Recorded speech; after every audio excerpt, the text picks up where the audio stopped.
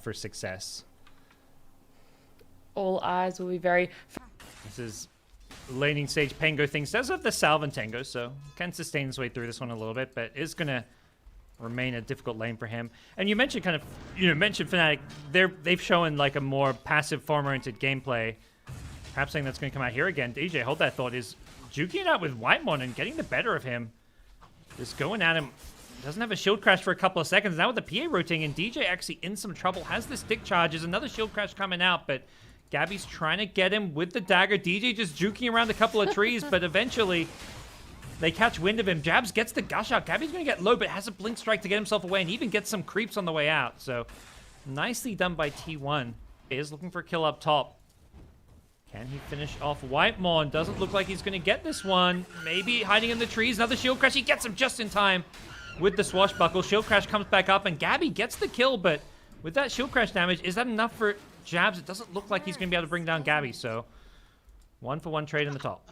Yeah, we can't be giving these supports too much credit. They're going to start getting, too big for their britches. Raven down bottom. He's in trouble. Hasn't hit level 6, and even if he had, I don't know if he wants to skill ultimate because they were in a position to kill him twice, but his teammates are smoking down, making a move, and Carl may just walk right into this one. LSA plus shield crash on 2 with the Laguna Blade. Carl being healed up through it, but it's not going to be enough. Zephyr does manage to get away because of how long it took to kill Carl, but nice kill for FNATIC. Moves for T1. Yeah, last game we saw the BKB first, but do you feel like the Blink should be the priority this game then? I think it's... I think if you can get early Blink and kill Lina with it, then you're pretty happy.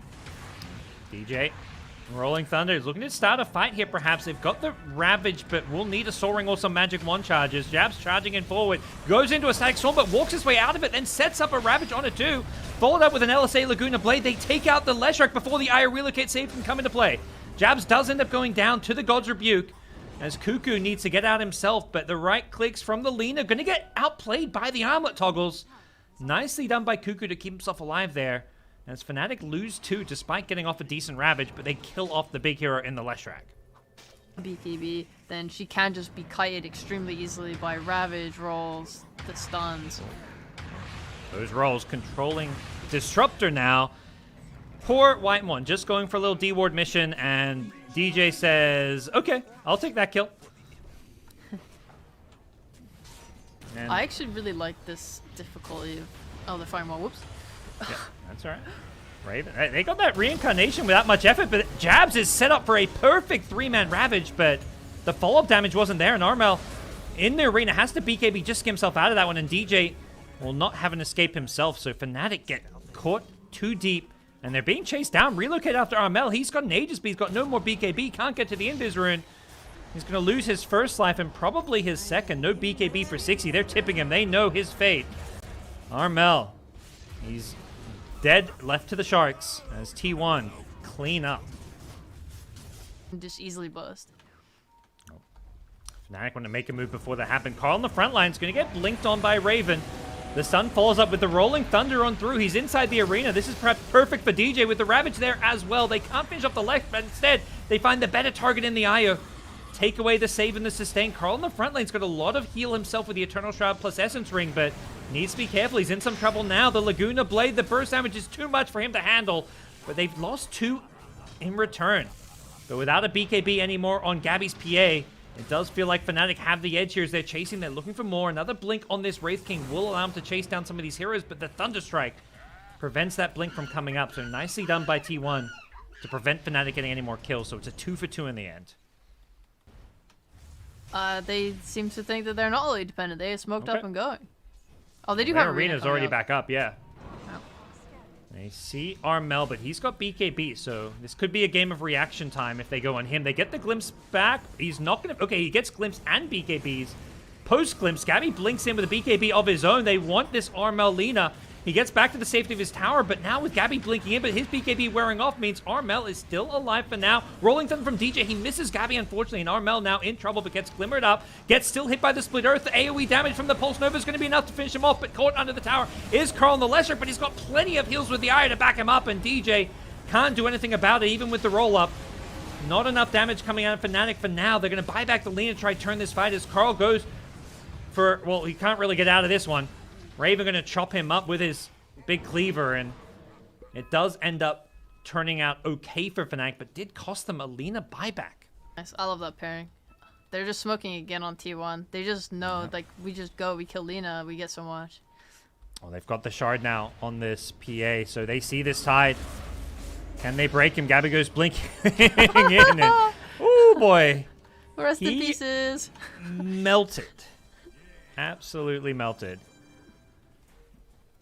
And T1 knowing they have full control of this area of the map. They'd love an early Roshan respawn. They've got 35 seconds on tide. Very unlikely they get Roshan up before them, but it is a possibility. They They're could just crossing their fingers. kill the top tower if they really wanted to. It doesn't have backdoors, the tier 1. No luck for T1. It's going to be a longer, almost 2-minute respawn on Roshan, so FNATIC will have the opportunity to defend it as T1 make a relocate down bottom just to clear out some of these creep waves. Something that FNATIC did ping, so they have an idea of what's going on here. And they make their move out. They need to do some dewarding here, and DJ will get himself onto the cliff to make sure they take out some of this T1 vision and get themselves ready for a potential Roche fight. Yeah, it's getting scarier and scarier. Yeah. If she, oh, they're just smoking again. Honestly, T1 are just like non-stop aggression right now. Back-to-back smokes. They really want Lina's head, or anyone's head, really. They know they're strong enough to do it. They're going for the Wraith King here. They have the ward there, so they know Wraith King doesn't have any backup immediately around him. Raven actually blinks away, and they don't want to maybe overcommit on a hero like Wraith King with that reincarnation, so... get themselves back to safety. As both teams will continue the posturing around Roshan. Roche number 2. Similar story to last game where FNATIC get Roche number 1 without much of a fight, but Roche number 2 is going to be the big one where T1 will look to put their name on this game and not give it up all so easily. Yeah. You want like a bunch of things to be happening when the Roche is spawning. You want good wards up. You want the mid wave to be pushing into your enemy. And you want your other waves to be in a good spot. You just want one side to feel pressure. Gabby walked in with the blur to scout things out. Instantly blinks away. Yeah. Both like carries... right now, they feel pressure top. Right, Call has to push it out. That shows information to FNATIC, and they feel more comfortable. Like they're smoked. Yep. And even Lina pressuring bottom with the boots of travel. TP's down there to nuke the wave, and instantly will head back towards that Roshan pit. As a quick pause comes out, both teams will get a moment to kind of think about the state of this game, about what their next moves might be. What are kind of the ideal conditions for the next team fight, I guess, for both teams, would you say? I mean, both teams really want to fight on their own vision, right? Tide wants the best Ravage he can get. Mars wants the best Arena he can get. They want to see the targets that they need to kill first. For PA, with her Fan of Knives, she can kill this Tide Hunter, like, really fast. So I think she probably wants to kill him first. FNATIC, they know that they need to pick off this IO, otherwise he's going to be able to save the cores, like, buff up the Lesh, make sure he doesn't die. I think, like, maybe you focus on your Wraith King killing the IO while, like, Tide controls up the rest of the team. If does Panko have Shard? Yeah, Panko has Blink and Shard. So while he doesn't have like Yules for the longest amount of stun, that's still a very respectable amount of stunning that he can do onto PA. And she doesn't have Assange or anything. She has no status resistance, so she will just get stunned up for the full amount of time if she doesn't get her BKB off. Okay. It's yeah, whoever goes first, basically. Whoever gets the right pick off, the right jump. And then, even if you're going first, if you commit too much, also you're looking at Roshan, where both teams can buy back and TP in. Like, T1 have their outpost, FNATIC have their T1 tower top, so could be a potential Roshan with not just a full-on 5v5, but 7-8 heroes or lives being kind of thrown at the Roshan pit. Yeah, I was like when T1 were in FNATIC's triangle, I thought they would just take the tower, like for that reason, right? It's just a easier spot to TP to. The outpost takes 5 seconds and then increases with each person that TPs to it. the tower obviously also increases, but it's a much lower timer. So I would have thought they would have taken it out just to make their fighting easier on Roche Pit, but they just never took it. Well, that's a slight blessing for FNATIC, who still get to play around it, but for now both teams just really focus eyes on Roshan, getting all the vision they can around this top part of the map, around the mid lane as well, which has that easy access towards the Roshan pit. And DJ just making sure they're not in there. He actually goes swashbuckling in, has the blink out, so he doesn't get caught by Gabby, but has to be a little bit careful. No basher on this PA just yet, but does put himself in a slightly precarious position. Well, it feels sad when you run to go take a wave or something and you have to just, like, you have to just run straight back to the Roche pit. Like, it's like you're working those legs.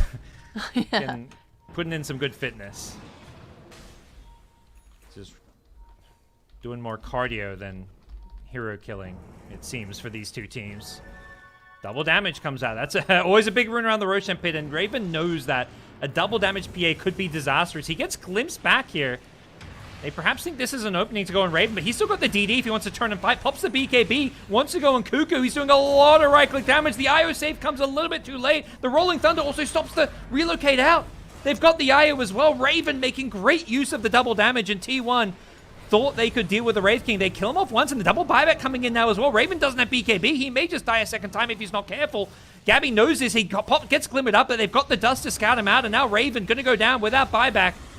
Full TP out as they lose the Pangolier as well. Carl doing a great job jumping in on the backlines, and it looked good at the start for FNATIC with the Wraith King double damage, but T1 utilizing their buybacks to perfection. Being on one of their wards that you just didn't know was there might be worth investing in a gem.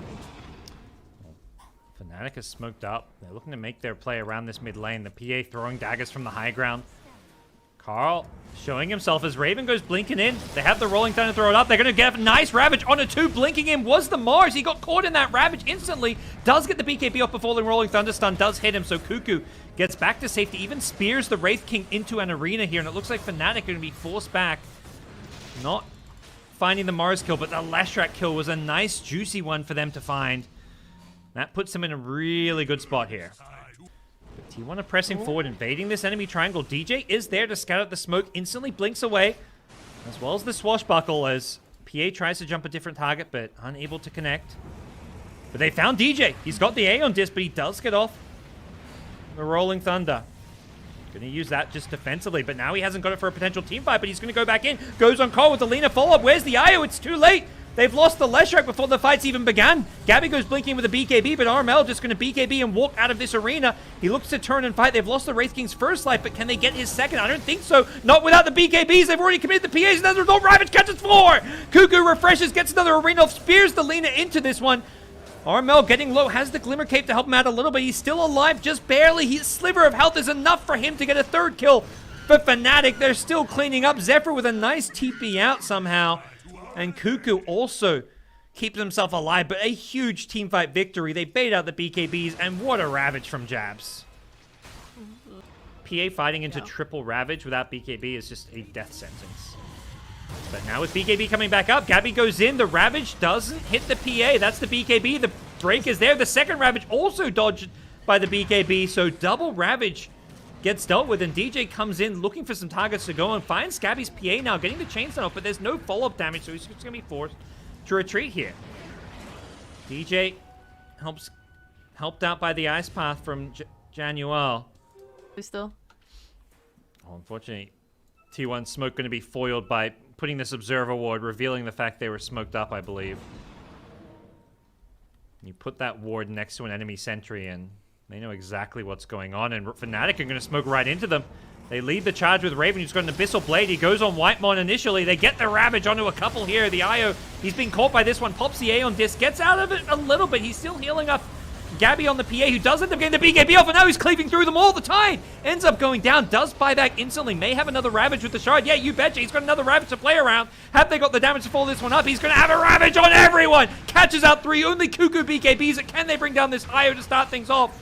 They need to deal with this pesky IO, but they're dropping like flies. The PA doing so much damage in this fight. Carl about to be out of mana, which could be a problem for T1, but they're winning the numbers battle. They've killed off 3, including all 3 cores.